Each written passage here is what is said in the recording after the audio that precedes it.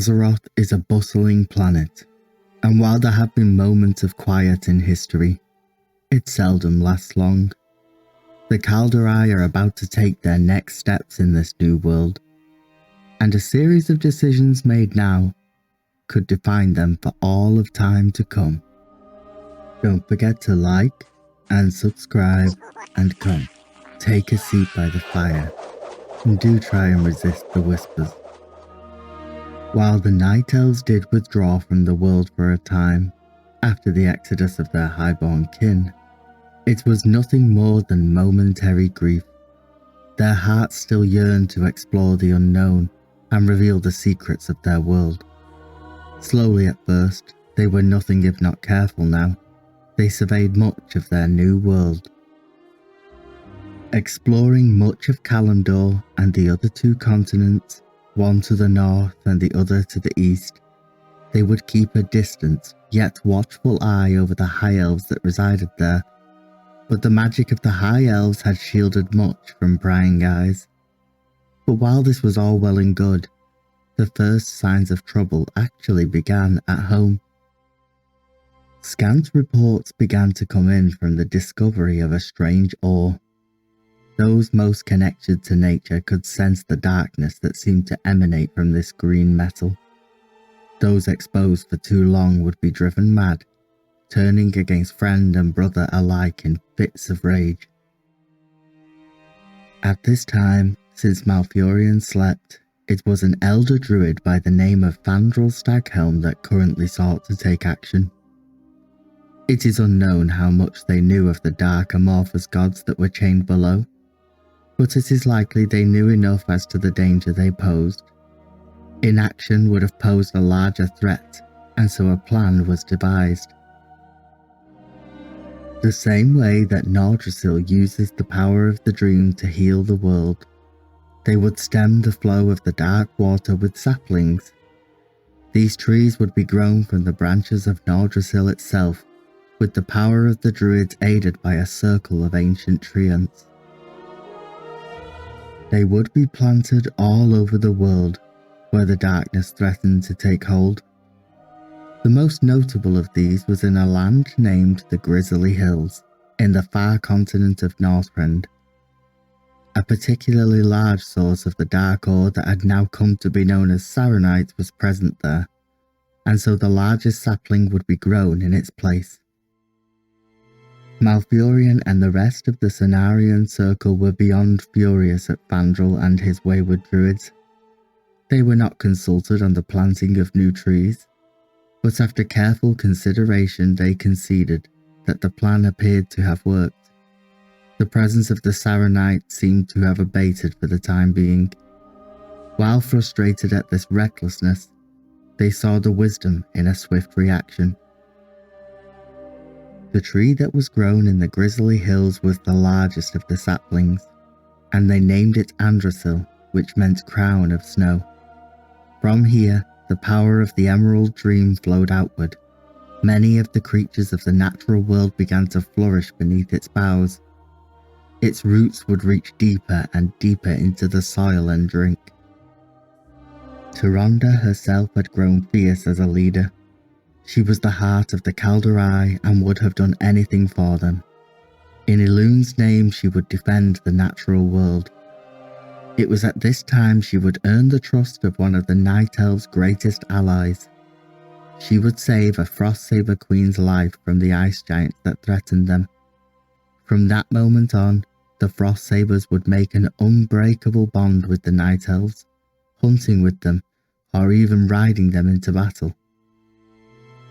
What seemed at first like other normal disturbances began to increase in frequency.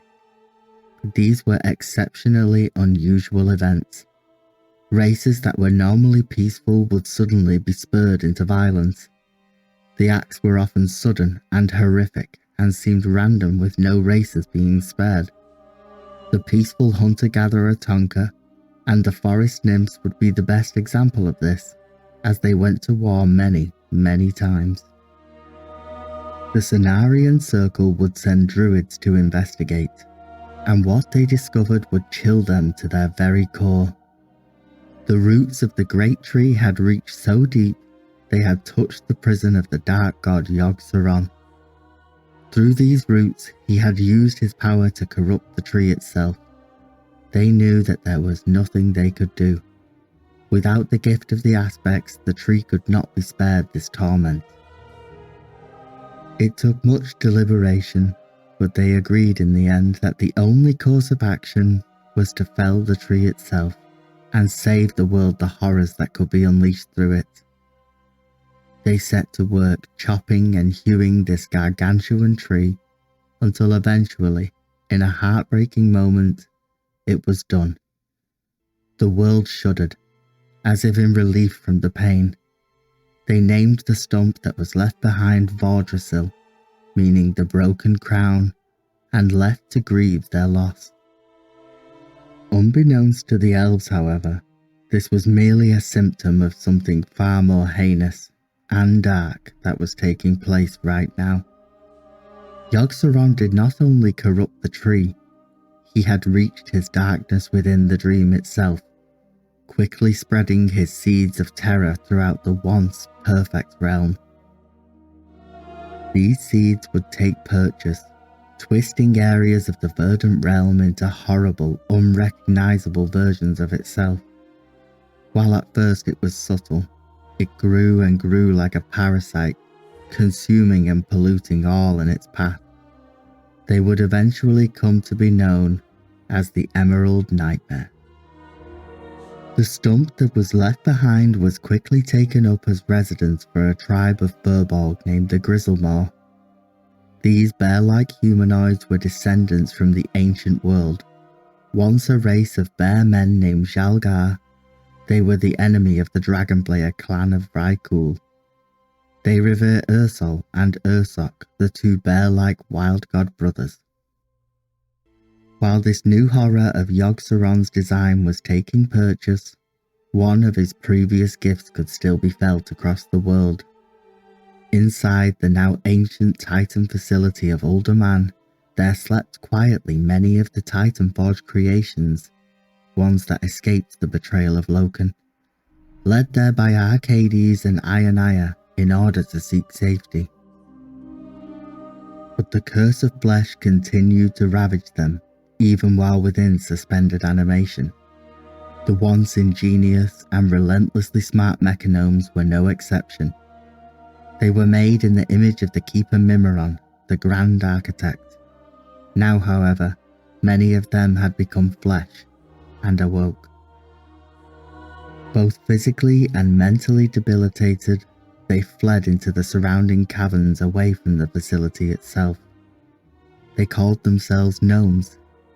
They continued to journey further and further from the sleeping Titan city. That is, until they reached the snowy ravines of Dun Morogh, where they would build for themselves a society. However, it came at the cost of forgetting who and what they once were. The Vrykul in ages past that had succumbed to the curse of flesh and their stunted children had also forgotten their heritage. The sundering of the world severing any lasting connections they may have had. But this did not stop them. At this time, they flourished in many primitive tribes all across the Eastern Kingdoms. While few at first, they did begin to swell in number. In the shadow of two powerful races that called the region home, the reclusive High Elves of Quel'Thalas to their north, and the great troll tribes nearby, with one of the most dangerous being the Armani. However, this will have to be covered in its own episode. The universe is growing ever larger, and with each and every story we recount. But for now, thank you to everyone for all the support. If you could hit the like and subscribe button, it really would mean a lot. And don't forget to come back anytime.